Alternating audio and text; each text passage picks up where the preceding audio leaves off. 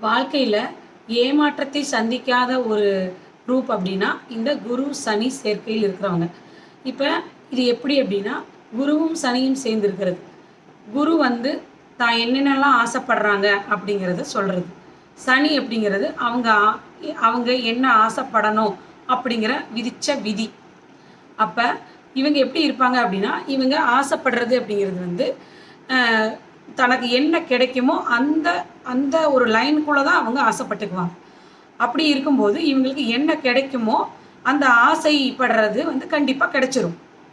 ஏன்னா இவங்களுடைய எதிர்பார்ப்புகள் எல்லாம் ஃபுல்ஃபில் ஆகிரும். அப்போ இது ஒரு வகையான யோகம்.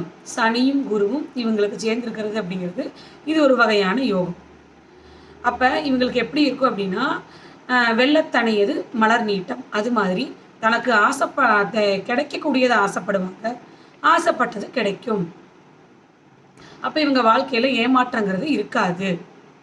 இவங்களுடைய வாழ்க்கை எப்படி இருக்கும் அப்படின்னா, தொழில் அப்படின்னு எடுத்துக்கிட்டிங்கன்னா, சனி வந்து தொழில்காரகன். குரு கூட சேர்ந்துருக்கிறதுனால இவங்க தொழில் வந்து நல்லபடியாக இருக்கும். இன்னும் யோகமான அமைப்பு இருந்தது அப்படின்னா, இவங்க சொந்த தொழில் தொடங்கி போகும்போது இவங்களுக்கு அந்த சொந்த தொழிலானது மிகப்பெரிய வெற்றியை தரும்.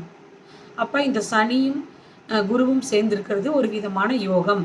தோஷம் கிடையாது.